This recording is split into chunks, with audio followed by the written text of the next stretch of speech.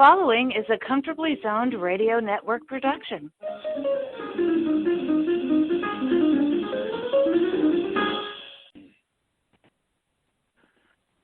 Thank you, Tally Olson. We are back in the zone when the Jints, the Bums, and the Yanks played in New York back in time. I've got the two mavens from those times with us. And Alan Blumkin is here. Noel Hynd. It is kind of a sad show.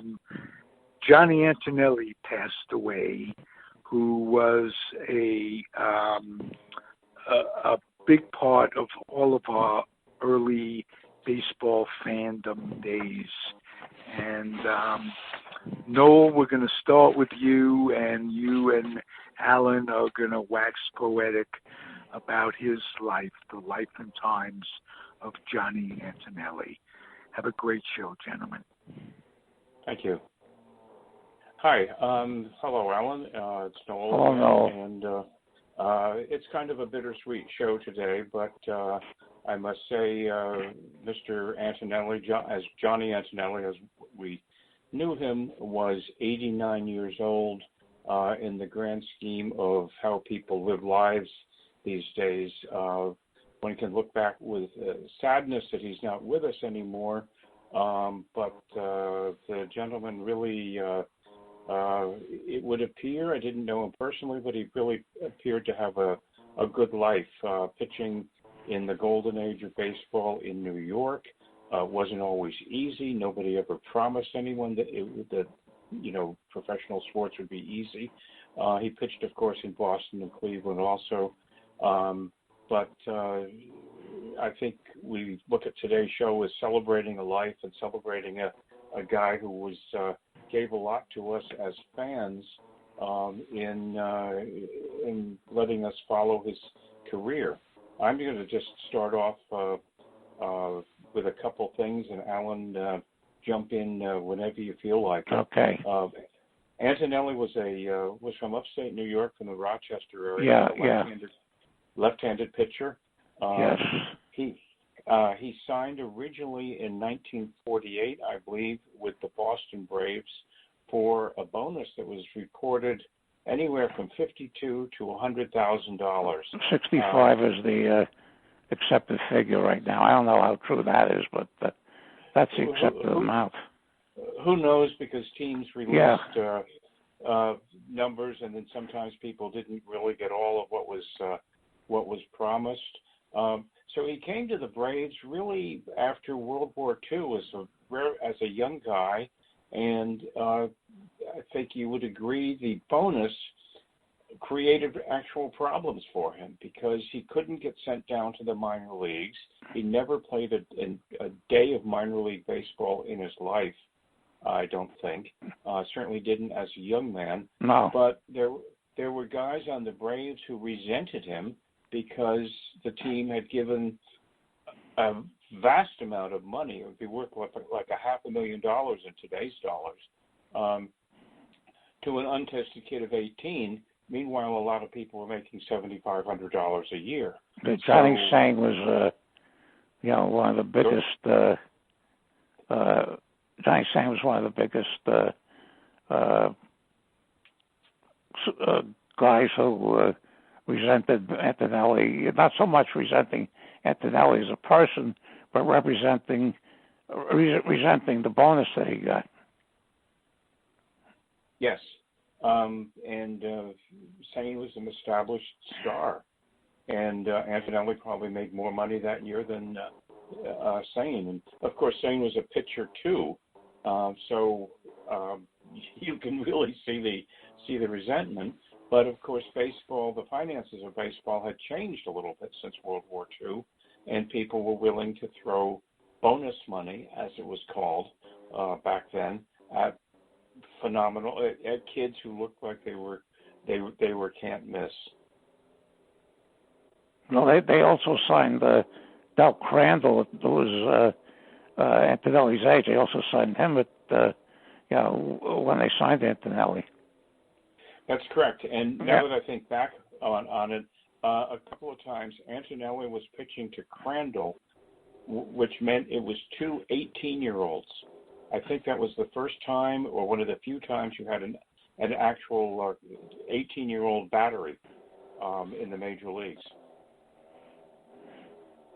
Well, the 49 Braves became a basket case fairly early in the season.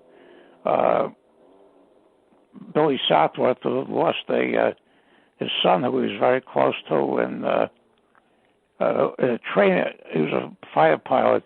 In a training accident at LaGuardia Airport, Southworth had held it together in 1948, but in 1949 he started hitting the bottle again, and he alienated the double play combination of Alvin Dark and Eddie Stanky to the point where the Braves traded up to the Giants after the season, and that put the Giants into contention, that trade. I think it was also one of the first steps in driving the Braves out of Boston. Right. But so Antonelli came up there. He pitched. I was looking at his record on reference last night, and he wasn't used very much in 49 or 50. In fact, in 48, the Braves wouldn't vote him a partial share of the World Series money, and Chandler stepped in and made them give a 1/8 share to Antonelli, probably Crandall also.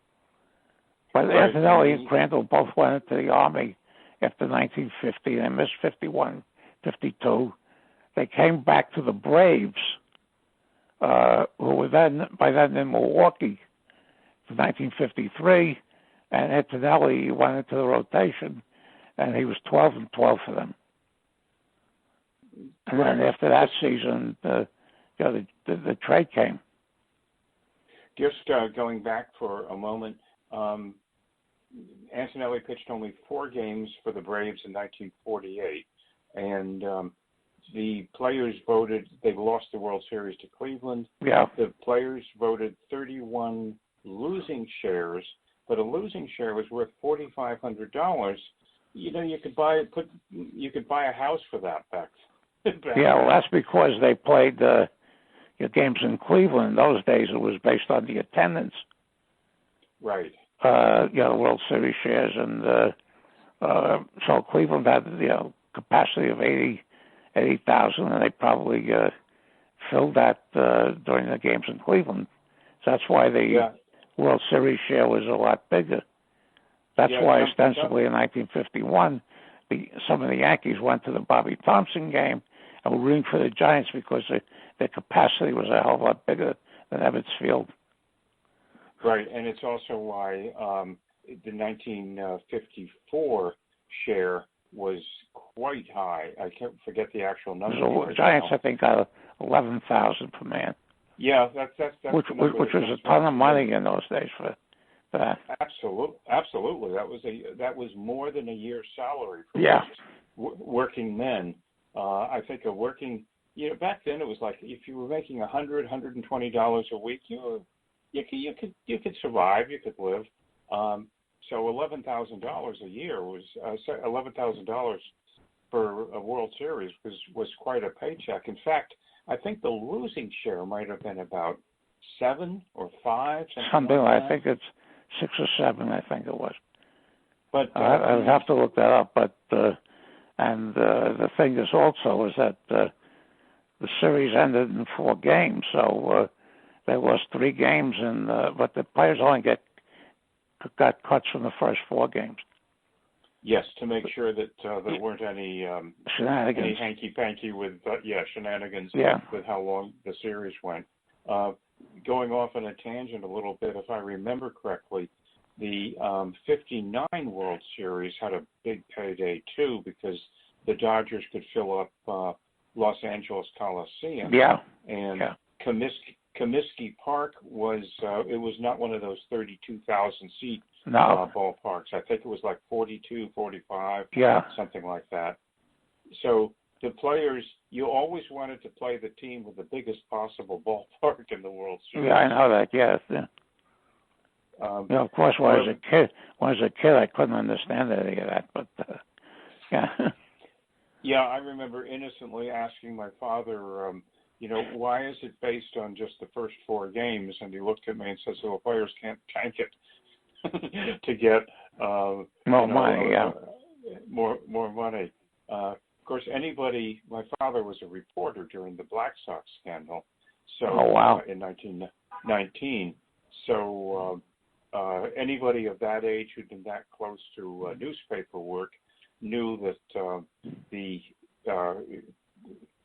knew that there were things that were going on and off the field which really shouldn't have been, which had to do with the financial payoff. A corollary to that, my father once said, "Never bet on anything that can talk," meaning a fighter, a jockey, a ball player, because you just never knew where that was going to go. Anyway, you probably remember also that Antonelli was traded to the Giants February 1954, and he later called that, quote, "the best break of my career." Fastball, curveball, he learned to throw an off-speed pitch when he came to the Polo Grounds and posted a 21-7 record for the Giants in 1954. Do you remember that season at all? Do you remember Antonelli? Yeah, he was. He also led the league in ERA. Correct. And if they had Cy Young awards back then, he would have won the National League Cy Young Award over Robin Roberts and Warren Spahn, who the other 2 20-game winners in the National League that season. And he basically helped turn that team around because Mackley was getting old. Jansen, I think, was gone, or was a pitching coach, and Hynd was not very effective. So he really.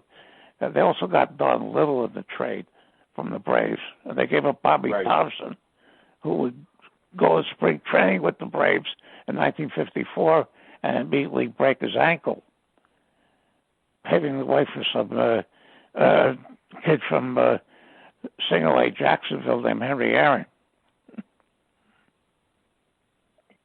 But Johnny Antonelli stabilized the. I remember watching one game. I remember it might have been that year where he was at a tie game, and Don Mueller came up and they tried to intentionally walk him, and Mueller got a hit.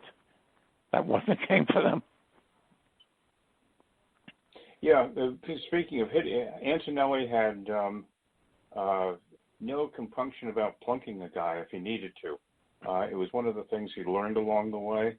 And I also remember reading at one point a Antonelli reminiscence about pitching against the Braves, and he plunked a couple of people because the Giants and the Braves were having they were taking turns hitting each other. And Joe Adcock comes up, and I guess it was Wes Westrom came out to talk about whether Antonelli was going to hit Adcock or not. And he said, "If you think I'm hitting that big guy, you're absolutely crazy." So the story of Ruben Gomez hit him.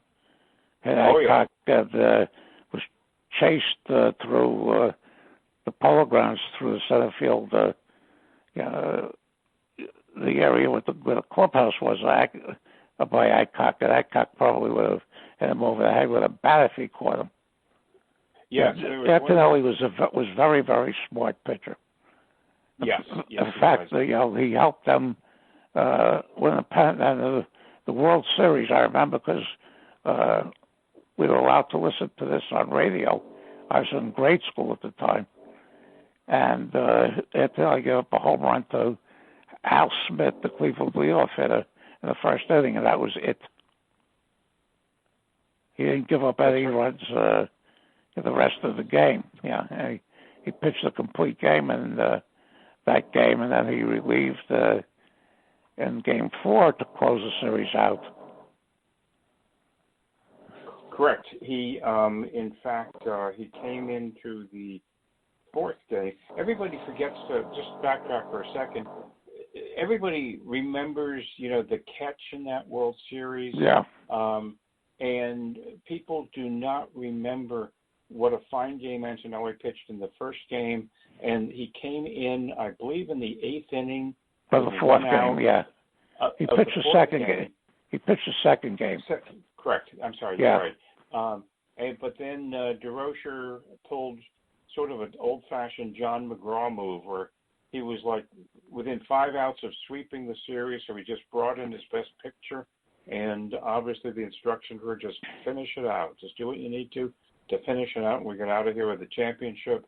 Antonelli struck out 3 of the last 5 people. I think he only pitched to 5 total. I might be wrong on that. Well, as far as throwing at hitters, I mean, he had his teammate in those years was Sal Magley, right? Who was not exactly known for being nice on the mound, to say the least. Yeah. And Johnny Antonelli became the ace of the Giants, and he 2 years later, in 1956, when they finished 6th, he had another 20-game season. Yeah, that was phenomenal. I don't have the team record for that year in front of me, but he won 20 games, and I would guess the team probably only won about 70 games. Yeah. And then after a mediocre year in 57, they moved out to San Francisco, and basically the only 2 stars that they took out there with them at that point, because they had gotten rid of Bobby Thompson, Don Mueller, and Whitey Lockman in the offseason, were Willie Mays and Johnny Antonelli. And Antonelli had a decent year in 58, and a big year in 59 when he won 19 games. But if I remember correctly, he had 19 games either by September or in early September, never got that 20th. And then, the arm problem started, and then by the end of 61, he was gone. I mean, he was washed up as a major league pitcher at age 29. He was used an awful lot.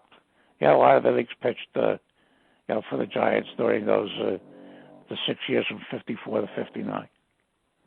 Just backtracking for a second, the type of pitching performance that he was capable of, there was a well-remembered 16-inning game at the Polo Grounds in May of 1955, and Antonelli pitched all 16 innings and won 2-1. It was against Cincinnati. Yeah, I think that's the game when Mueller got the hit off the intentional walk. The game I referred to, I don't remember the year, actually the year of or the length of it, but now I remember. Mueller got the hit off an intentional walk pitch, to keep that game going or to win it. Also, backtracking into 1954, you're correct, of course, there was no Cy Young Award, but the Sporting News would name the best pitcher of the league. Yeah. And of course, Antonelli was named that. I'm not sure there's any actual title for the award, but they made that selection. In moving to San Francisco, part of the thing that undid his career a little was a interview that appeared in Sports Illustrated. Do you remember that in 1959? No, I don't remember that until we discussed this on the podcast I did last night, and somebody brought that up. Yeah, I'd forgotten about that. Yeah. What happened was he allegedly had an outburst after losing a game against the Los Angeles Dodgers at Seal Stadium. He gave up 2 home runs. It was a windy day, and his quote that appeared in Sports Illustrated was, "I get beat by 2 lousy fly balls. A pitcher should be paid double for working here. Worst ballpark in America. Every time you stand up there, you got to beat the hitter and a 30-mile-an-hour wind." And that was perceived by a lot of San Francisco fans as a criticism of the city. which of course Antonelli later insisted it was not. He was just not happy with the ballpark. But and this was not Candlestick, where the wind was 100 times worse. Yeah.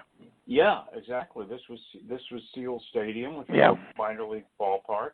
However, the San Francisco Chronicle, which of course was a Hearst paper, never was shy to jump on an athlete, suggested that Giants management should send Antonelli, quote, to some mythical ballpark where the wind never blows, or else hang a pacifier in the clubhouse. Well, yeah, as I mentioned before, the two most prominent players that went over from the New York Giants were Antonelli and Mays. And Mays was really regarded, they resented the New York label in San Francisco, and Mays was, for a couple of years there, was second banana to Orlando Cepeda, because Cepeda had never played in New York. Right. Yeah, they didn't treat the imports very, very well. But Seal Stadium was a picnic compared to what Candlestick turned out to be. Yes, exactly. That was very, very much of the irony. He also tried, I think we reported to spring training with the 1962 Mets and decided to hang it up right there. Yeah, he may have looked around. Well, he was, we're jumping ahead a little bit, but Antonelli was a smart guy, and he had business opportunities. Later on in life, according to the New York Times in his final write-up, he owned at one point 32 Firestone tire outlets in upper New York State. I mean, that's a successful businessman. Yes, very much so. It's not glamorous stuff, but it's nuts and bolts stuff. It's kind of the fabric of not rural America, but heartland America. You got to give the guy credit. Yeah, he was a nuts and bolts guy. I mean, once his career, even though he was out in New York and San Francisco, when his career was over, he went back to Rochester. Yeah. I was always hoping I would someday be able to meet him, but I guess not under the current circumstances. No, let's put it that way. Going back to the quote in Sports Illustrated, by the way, after that quote appeared in Sports Illustrated, Antonelli started a home game against the Cubs a week later, and the fans booed him, and he never got back into their good graces in San Francisco.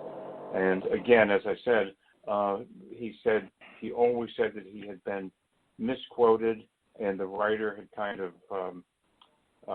spun the interview to make it as sensational as possible. His quote in later years was, "I never said anything bad about the city, just Seals Stadium." And frankly, I take him at his word on that. Yeah, the first time I ever heard of him was when I got his 1952 Topps card as a Boston Brave, the number 140 in that set. Crandall was also in that particular subset. But that's how I first heard of him. And then, then I read the back of the card. It says in military service. Yeah. That brings up another side thing. We're always talking, particularly you and I on these podcasts, about how few of the old New York Giants are still with us, how few of the old Brooklyn Dodgers are still with us. But Antonelli, could anybody still be around who was with who played for the Boston Braves? Del Crandall. I think there may be somebody else who was before that, but that's it. There may be down to two. Yeah. And Crandall was going to be 90 this year. He and Antonelli were the same age when they were signed. Right. But that's about it. I mean, just do the math. I mean, these guys were 18 when they played for the Braves. The Braves left. That's Boston 70. That's over 70 years ago now. Yeah. So It's like survivors of the Spanish Civil War or something. They're just not. Well, if you look around, I don't think there are too many St. Louis Browns around, or too many Philadelphia Athletics. No, because they went. The Browns last year was 53, and the A's last year in Philly was 54. So I mean, they're basically the same age as Boston Braves. Yeah. Bobby Shantz is still around from the A's teams of those years. In fact, I did after Antonelli passed.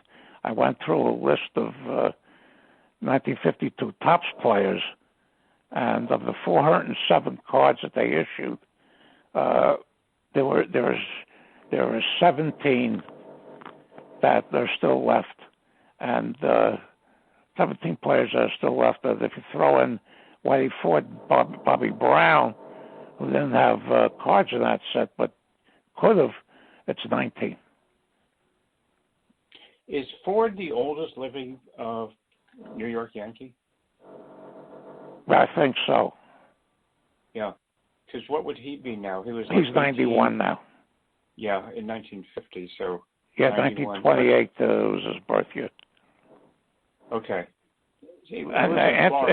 Antonelli was only one of 6 living players that had played in both the 40s and the 60s, and the 2 pitchers were Kurt Simmons and Bobby Shantz, and the position players were Del Crandall, Johnny Groth from the Tigers, who's in his mid-90s, and Wayne Terwilliger, I think, had 1 or 2 games with the 1960 A's, Kansas City A's, but that's it. Right. Yeah. And some of these other guys, of these ball players are still alive from that set. Mays is the youngest, and he's going to be 89 in May. Antonelli, is the answer to a very interesting trivia question. I, of course, got it, and you would too. But what pitcher defeated a specific team in 3 different ballparks in 1 year? Had to be the Dodgers. Yeah, because they had pitchers against them in Jersey City. Yeah, Antonelli beat them at Ebbets Field and Jersey City and in the Polo Grounds, and it must have been either 1956 or 7, because those are the only 2 years the only 2 years that the Dodgers played games there. Yeah, I remember one of those games in Jersey City against the Giants, and I think it was the one. I think Antonelli won it, and it was 1-0. I have to research this, but this is what my memory is bringing up. It was 1-0, and Willie Mays hit a home run, and that was the only run of the game. But Mays hit a ball down the left field line, which would have been a home run, but it went foul. He hit one down the right field line. It would have been, this is the same at bat. It would have been a home run, but it went foul. And then on the next pitch, I believe he hit one to left center, and it went out. I've never seen anybody other than Willie Mays that night miss a home run twice and then get one. It just doesn't happen very often. You just don't get that many pitches. One of his most famous home runs was the one in 16th inning that off of Lawrence Spahn that broke up that 16-inning duel between Spahn and Juan Marichal. Yeah, that was in San Francisco, wasn't it? Yeah, because the story was that Marichal said, "I'm not coming out until this old guy comes out," and Spahn would say, "I'm not coming out till this young, whippersnapper gets out." Now, of course, the way things are used now, something like that would never be close to happening again. No, people don't even pitch 8 innings. 8 innings, you're lucky to get 6 out of these. Some of these guys. Exactly. Just going back, touching on Willie Mays again one time. Antonelli once said that among the reasons that going to the Giants was the best thing that ever happened to him, he had a way of getting people to hit to center field. And if you were pitching for the Giants in 1954, 5, 6, if you could get people to hit to center field, you know who was going to catch the ball. Yeah, one of the things that came up last night is somebody asked why the Giants traded Bobby Thompson. And I said, very simple, Willie Mays was coming back from the Army. Yeah. Because Thompson would be playing the outfield, and there's no room for him. Yeah. It's sort of the ultimate, what have you done for me lately? Yeah. What's really ironic, besides being replaced by Henry Aaron when he broke his ankle, when Willie Mays came up in 1951, Thompson was playing center field, and Mays replaced him also. So he was replaced by Mays and Aaron. Then Hank Thompson, who was playing third, started drinking again. They moved Bobby Thompson into third base in 1951. But Thompson was replaced by Willie Mays and Henry Aaron. That's pretty impressive. Yes, absolutely. And, of course, Bobby Thompson came back to the Giants, I think, in the middle of the 1957 season. Yeah, he was part of the deal when they sent Red Shane to the Braves. So they acquired Shane the year before in that big trade with Alvin Dark and Whitey Lockman going to the Cardinals. And for whatever reason, they traded Shane to the Braves. And he was a big factor of the Braves winning the pennant of the World Series that year. Well, Shane Jints was not happy in New York, I know that. And the Braves needed a second baseman, and the Giants were having a lousy attendance because they were once again spending the entire season in sixth place. So any kind of older star or memory guy that they could get back to close out the season was an attractive proposition. So Thompson came back. I guess it was around the trading deadline too, wasn't it? Yeah. It in June? Yeah. And they also got Danny O'Connell in that trade, who was an infielder that came up with the Pirates in 1950, and the Pirates, Braves traded 6 players to get him after 1953, and he got progressively worse. So he was the one that Shane Jints replaced on the Braves. But Shane Jints, you're right, he was basically a smaller town guy. I don't think he liked the pace or anything about New York for the year he was here. Yeah, and the other problem was his family did not come with him, so he was living in hotels for the season. So I could see, after being Musial's pal and roommate and being a star in St. Louis for much of his baseball life, and a fine player and a good man, it just didn't fit. It just didn't work. Frank Lane, who was winning the Cardinals, made that trade. Right. And then there's a big outcry about it. And then later that season, he tried to trade Musial. And that's when Gussie Busch said, no way. Yeah, there were some players, I guess I can say this legally because Frank Lane's no longer alive.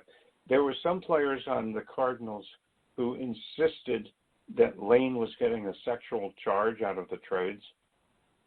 Oh, there was a book that came out a few years ago called Frantic Frankie Lane. And he resented any player that would get more press than him, especially later in his career. He built up the White Sox, his first GM job, and he started tearing them down, and he left.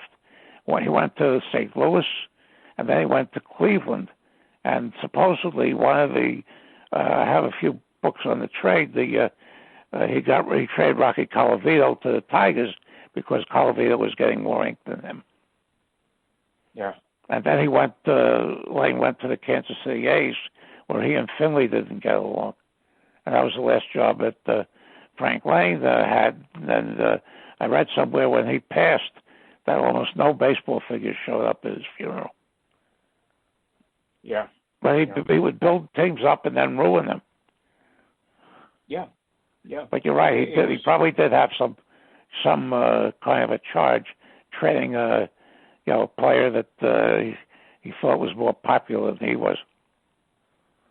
Yeah. But did he ever win a pennant at all? No. What? No. I didn't think so. He brought the White Sox out of their doldrums from the 30s and 40s. He did get Billy Pierce-Adelli Fox for practically nothing. And then they were starting to contend. He left there. And he went to the Cardinals, who were pretty mediocre during the mid-50s. And then he built up the Indians when he went there. This was after the Lemon, Wynn, Garcia, those teams of the early 50s. And he, just as soon as he built them up, because they gave the White Sox a good run for their money in 1959, he tore them down. Betrayed Colavito. He traded Cal McLish, who had won 19 games for that in 1959. He traded him to Cincinnati, and he just broke it all up. He sent Minnie Minoso back to the White Sox. And go ahead. Yeah, he was just I guess he would get bored because Bill Veeck wrote in his book, Veckers and Wreck, that when Veeck was running the Browns and Lane was running the White Sox, they trade utility infielders back and forth just to get newspaper space. I remember in 1956, I liked the Cardinals because of Musial, as I said. So I would get the when the Major League yearbooks would come out every year, I would always get the Giants yearbook and the Cardinals yearbook, and then often it was, you probably remember, 3 for $1 or 3 for $1.50 in the mail. So I'd then throw in another team or something. But I remember the yearbook would change. They would have a couple of printings over the course of a season. Yeah. And I got the early printing of the Cardinals yearbook, and all these, I guess this was 1956, and they had all these players in there who I really liked, like Harvey Haddix, and I think Bill Verdon might have been. Yeah, Wally Moon. Wally Moon. Yeah, they traded Verdon to the Pirates.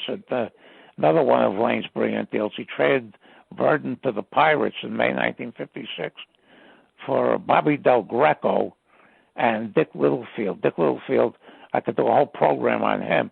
In fact, a couple of Sabre meetings in '98, because Littlefield passed in '97, I did whole presentations because this guy was traded so often.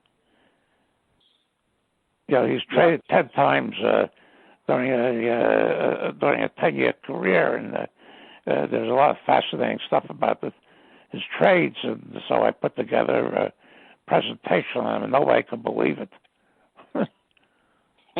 Yeah, and there were probably pictures available of him in all these different uniforms, too. Yeah, and if he was now, he would be a left-handed specialist, but they didn't have those types in those days.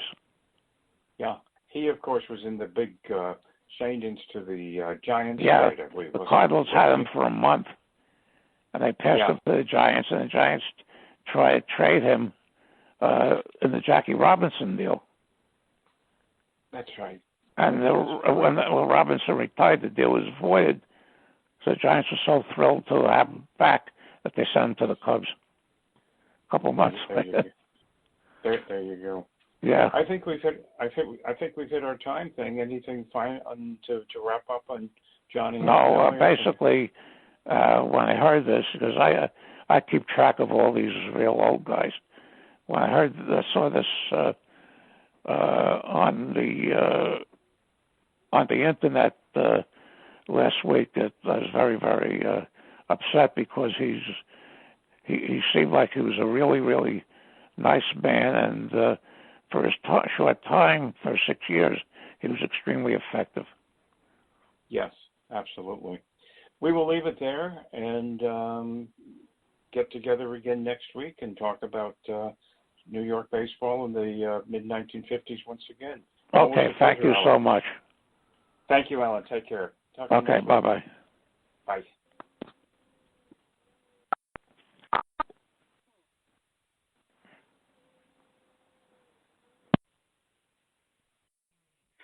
The proceeding has been a Comfortably Zoned network production. You are advised to keep your dreams wet, your humor dry, your children and grandchildren out of military recruiting offices and off the laps of clerics who wear dresses. Thank you for listening, everyone. Happy trails.